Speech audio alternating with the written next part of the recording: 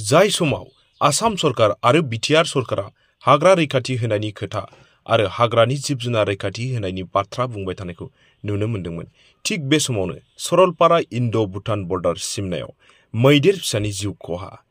29 मे खालि सरलपारा हाग्रा गामिनि गाहाय बाहागोआव मासे मैदेरा थाबथानानै थानायखौ नुनो मोन्दोंमोन। हाग्रा मावख'गिरिफोरा होसोनानै हाग्रायाव थिनहरफिननो नाजादोंमोन, नाथाय मैदेरनि मिथिंगायारि आखुनि बागै मिथियैनि जाहोनाव हाग्रा मावख'गिरिफोरा मैदेरखौ थैहोदोंमोन। फरेस्टारफोरा मैदेरखौ रायमना हाग्रा फारसे थांनाय लामाखौ उनसंहोनो नाजादोंमोन। बे हाबाफारिनि समावनो बिथांमोनहा मैदेरखौ जेबो सांग्रांथि गैयाजासे थाबायहोदोंमोन आरो खारहोदोंमोन। जोबनायाव बिसोरो मैदेर फिसाखौ पिकनिक स्पट थावनियाव लांदोंमोन। खारहोबाय थानायनि जाहोनाव मैदेरा मेंनायजों जायगायावनो जिउ खहा जायो। जेबो थि सोलो गैयाजासे फरेस्टारफोरा अपारेसनखौ सरासनस्रायै लादोंमोन। गामिनि सुबुंफोरनि बायदिब्ला फरेस्टारफोरा फिसाखौ फुंनिफ्रायनो सानजौफुसिम खारहोदोंमोन, जायनि जाहोनाव मैदेर फिसानि जिउआ खहा जायो। दिनैसिम सासेबो गोजौ थाखोनि हाग्रा बिफाननि मावख'गिरिफोरा आरो हाग्रा बिफाननि दैदेनगिरिफोरा नायनो फैयाखै होननानै ओनसोलनि सुबुंफोरा बुंथिदों।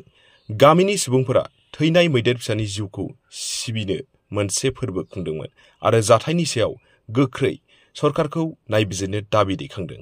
जिब जुनार रैखाथि होगिरिफोरनि आखायावनो जुनारनि जिउ खहा। फैबाय थानाय समाव सरकारा मा राहा लागोन बेखौ समाजै फोरमायसिगोन। वाइल्डलाइफ सेंचुरी सन्मुखत आमी इमान बছৰে বছৰে ইয়াত আছো, তথাপিও আজিলৈ এটা বনৰীয়া হাতী হওক বা ৱাইল্ডলাইফ যিকোনো জন্তুৰ আমাৰ পৰা তেনেকুৱা আমাৰ হাতৰ পৰা তেনেকুৱা এটা দুখদ মৃত্যু মুখত পৰা নাছিলে।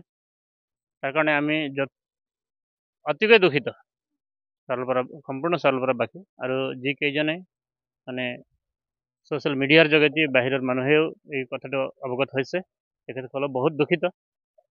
যাৰ বাবে এই হাতী পোৱালিৰ সদগতি কামনাৰে আমি ফাৰ্ষ্ট দিনাখনে আমাৰ শিৱ মন্দিৰ প্ৰাংগণত এটা বন্তি প্ৰজ্বলনেৰে তেওঁৰ আত্মাৰ সদগতি কামনা কৰিলোঁ।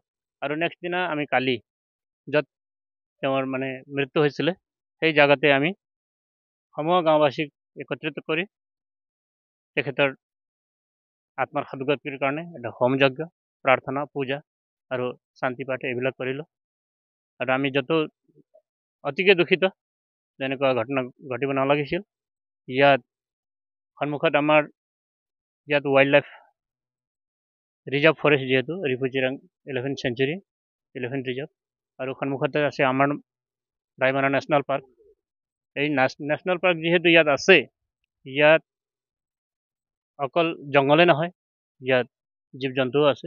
ইয়াত তেওঁলোকৰ সংৰক্ষণৰ কাৰণে, তেওঁলোকৰ সুৰক্ষিত ভৱিষ্যতৰ কাৰণে অকল ফৰেষ্ট ডিপাৰ্টমেণ্ট নহয়, ইয়াত ৱাইল্ড লাইফ ডিভিজনৰো এটা অফিচ থাকিব লাগিছিল, ডক্টৰ থাকিব লাগিছিল। কেতিয়াবা কি ইনচিডেণ্টলি কি হয় এইখিনি গম পোৱা নাযায়। সেই ব্যৱস্থাটো যদি চৰকাৰে ৱাইল্ড লাইফ ডিভিজনৰো এটা কৰি ডক্টৰ, ভেটেনাৰী আদিৰ ব্যৱস্থাও যদি কৰি দিয়ে, অনাগত দিনবোৰত এই ৱাইল্ড লাইফৰ ওপৰত এই ধৰণে মৰিব লগা যাতে নহয়, সেই আমি চৰকাৰক আহ্বান জনাওঁ। আৰু সমূহ চৰলপাৰাবাসী হৈ মই এইটোৱে কামনা কৰিছোঁ। এইটোতো তদন্ত হ'বই লাগিব, কিয়নো ইয়াত অলপ হেমাহি মানে ৱাইল্ড লাইফ ডিভিজনৰো দেখা গৈছে আৰু ফৰেষ্ট ডিপাৰ্টমেণ্টৰো। আমি 6টা, 6:30টাত খবৰ পাইছোঁ গাঁৱত মানে হাতী পোৱালি একদম গাঁৱৰ চৰলপাৰা গাঁৱৰ একদম দক্ষিণ ছাইডত হাতী পোৱালি ওলাইছে বুলি শুনাৰ লগে লগে মই পোনপ্ৰথমে ময়ে ফোন লগাইছোঁ যেন লাগে মোক। 6টা বজাতে মই আমাৰ উল্টাপানী ৰেঞ্জত ফোন বজালোঁ, নহয় ই ফোন ৰিচিভ নহ'ল। তাৰপিছত মই হেডমেনকো জনালোঁ, BCDC চেয়াৰমেনকো জনালোঁ, আৰু সবেই মিলি আৰু ৰেঞ্জত খবৰ দিয়া হ'ল। তেখেতসকলে এপ্ৰক্সিমেট 9টা, 9:30টাতহে আহি পাইছে। 6টাত খবৰ দিয়াৰ পিছত 9টা, 9:30টাতহে আহি পাইছে। 3 ঘণ্টা তাতে লেট হৈ আছে। আৰু তাৰপিছতো তেখেতসকলে এনেকুৱা এটা ব্যৱস্থাৰে এই হাতীটোক মানে ৰেস্কিউ কৰিব লাগিছিল, সেইটো কৰা নাই। নকৰি তেখেতসকলে খেদাই আকৌ হেৰেছমেণ্ট। এনে পাব্লিকবিলাকেতো নজনাৰ কাৰণে তেখেতসকলে ভিডিঅ' বনাই আছিলে, কি বনাই আছিলে, মানুহৰ মানে এই গোটটো দেখি হাতী দৌৰি দৌৰি পলাই গৈ আছিলে।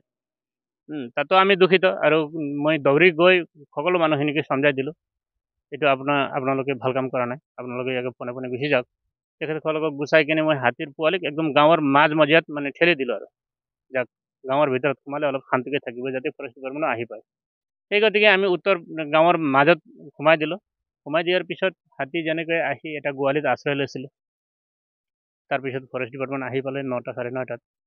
আহি কিনে তেখেতসকলে আকৌ মানে টাচ কৰিব নালাগে, টাচ কৰিলে মানে তাৰ মায়ে মানে একচেপ্ট নকৰে আদি ইত্যাদি কথা কৈ তেখেতসকলে টাচ কৰা নাই।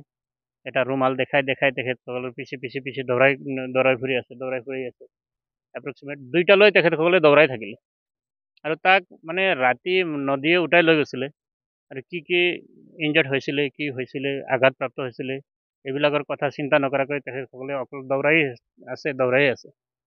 মানে কি হ'ব পাৰে ইনচিডেণ্ট, সেই কথা তেখেতসকলে ভবা নাই আৰু ডক্টৰো নাছিল তাত, ৱাইল্ড লাইফৰ কোনো বিষয়ববীয়াও নাছিলে। কৰোঁতে 1:30 2টা বজাত হাতীয়ে মৃত্যুবৰণ কৰিলে। আমি যথেষ্ট দুখিত, আজিলৈ চালপাৰাত তেনেকুৱা ঘটনা ঘটা নাছিলে আৰু এই বিষয়ে নিশ্চয়কৈ তদন্ত হ'ব লাগে, এইটোৱে আমি আহ্বান চৰকাৰক জনাওঁ।